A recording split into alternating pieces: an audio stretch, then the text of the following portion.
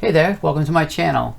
In this video for the SAT Math Prep, I have decided to go over what I would call the medium difficulty problems, starting with number 15 through number 21. Now, it goes up to 27, and the most difficult are probably 22 through 27 typically, but of course you're going to need to get these right if you're going to break 600 at getting over 650, and certainly you're going to have to get all these right if you're going to get an 800. Before we go ahead, if you wouldn't mind liking and then subscribing to my videos, and hit the notification bell because I'm adding more and more content for SAT prep. A lot of math, but a little bit of reading and writing too, so you're well-rounded there. Number 15 here, we're talking about a median problem.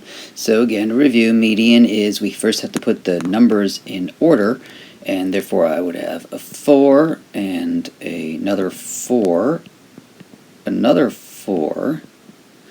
Then we have the next numbers 5 and another 5, and then the 6 and the 10 and the 18, and then people like to do this. We cross out the first and the last, then keep the second and then the second to last, and so on. But now we have an even number. So if we have an even number, what we would do is we would take the average of these two. Well, of course, averaging 5 and 5, you're still going to get 5. But just if it's a different number, make sure you would add this number, and divide by 2. So there the median is going to be 5. Number 17 here, you have x squared is equal to a negative. So remember, when we have a number squared is equal to any negative number, when you take the square root of both sides, square root of x squared, you always have to do plus or minus the square root of a negative. Now in Algebra 2, you're going to, and beyond, you're going to see that as plus or minus I.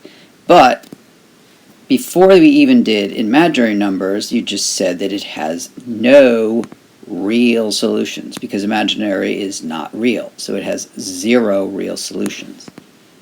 For number 18, they're giving you a y equals mx plus b form, and it's a line k is right here, y equals 7x plus 1/8. The second line, line j, is perpendicular to line k. What is the slope? So we have to remember that when we're talking about lines, perpendicular lines have that we call opposite reciprocals, or what we do is we take the slope. So the slope of this first line is 7, which means 7 over 1. If it's going to be perpendicular, what we do is we flip the 7 over 1 to 1 over 7, and we change the sign. Makes it a negative 1 over 7. Okay, so for this one right here, 19, we have a little chart, and then we have, look at the labels first, number of cars, and then we have maximum number of passengers and crew. The table shows a linear relationship, so when you see linear, make sure you keep that into account, between the cars, which is C, and then on a commuter train, and the maximum number of passengers and crew, P. Okay, so the train can carry. Which equation represents the linear relationship between C and P? All they're doing here is giving you choices of equations that would work for this table up there.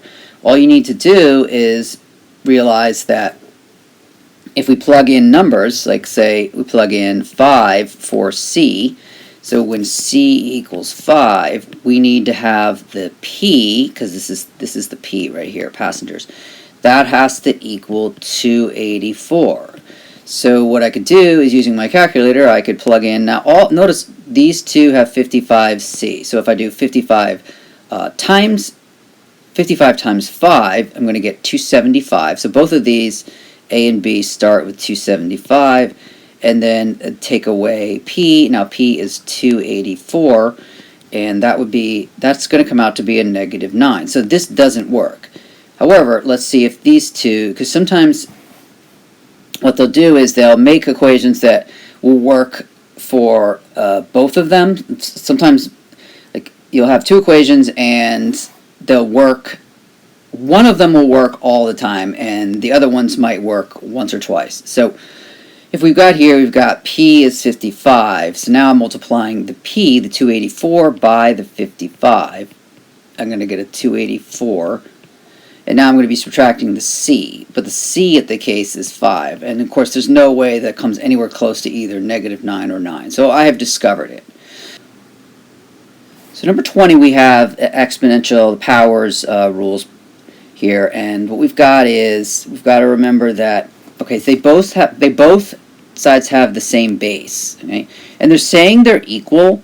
That means that this power, the 8c, is going to have to equal whatever power 4 is to over here. All right. So this is when we're reading when they have the square roots. Okay. So keep in mind. Let me just do an example here. If I have x to a power and it's a certain root, okay, in rational exponent form, you can write that as x to the p over r.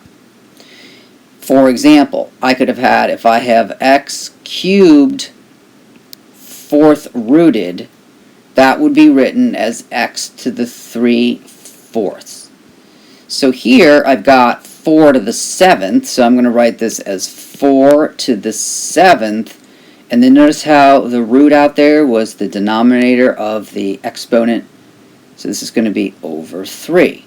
Well, we know this is 4 to the 8c. Since they have the same base, that means that the 8c exponent has to equal 7/3. What I want to do now is divide both sides by that 8. Now, when you're dividing by 8, keep in mind you're really, if I'm dividing by 8, that means I'm really multiplying 7/3 by, so you divide it by a fraction, you go change the division sign to multiplication, flip the 8. Well, 8 is 8 over 1, so I'm going to flip that to 1 over 8. And then when I multiply straight across, I get 7 over 24. So the value of C is 7/24. Now, maybe you might not have felt comfortable doing what I just did. Well, we can distribute. So I'm going to take this first equation here, and I'm going to leave that as an x minus 2, and then distribute in the negative 4, or I get a minus 4y. Don't forget to distribute the negative to that 7 there, so we have a negative 28. That'll equal to 117. And then we have another x minus 2 plus, we distribute the 4, I have a 4y plus 28, and that equals to 442. So now when I combine these, I will actually get some things will cancel. So we have an x and an x, so that gives me a 2x, negative 2, so I have a minus 4. Notice the negative 4y and the 4y cancel, and the negative 28 and the 28 cancel. So then we have that. And then again, we have 559. And adding both 4 to both sides, I'll get a 563. And then, what did I do there? 563 equals, and this is a 2x. Also then dividing both sides by the 2, 563 divided by the 2, we get 281. X is 281.5. Then you simply put it into this expression. So we have the 6 parentheses 281.5. Take away the 2. And when we do that, I get this comes out to be 1677. Okay. Number 22, we've got right triangles, because it says it's a right angle. I like to quickly sketch those. So we have ABC is a right triangle, and B is the right angle. So I'll put that there, and it doesn't really matter where A and C are. And the length of AB that's the 10 root 37, and the side B is 24 root 37.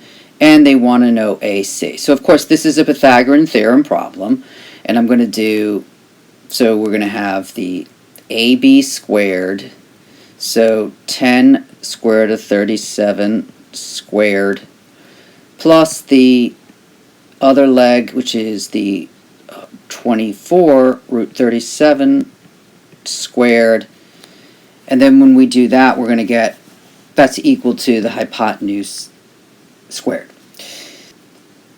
So when I square those and add them, I have the 3,700 here plus the 21,312. Then that gives us 25,012. Now you might say, but that's equal to the c squared of the hypotenuse. Okay, then I take the square root of that, and people will start thinking, well, how can I do that? Because the answer choices are in square root form. But it doesn't matter because we have multiple choice, right? So when I do the square root, what I do, so I do the square root of this, I get 158.15, blah, blah, blah.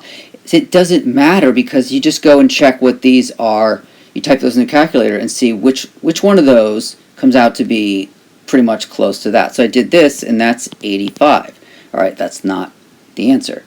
Then typing in the next one, so I'll just type in the 26 square root of 37 into my calculator, and this actually comes out. You can see it's an exact match. So you don't have to work with square roots, simplifying a lot of the times if you could just estimate with your calculator.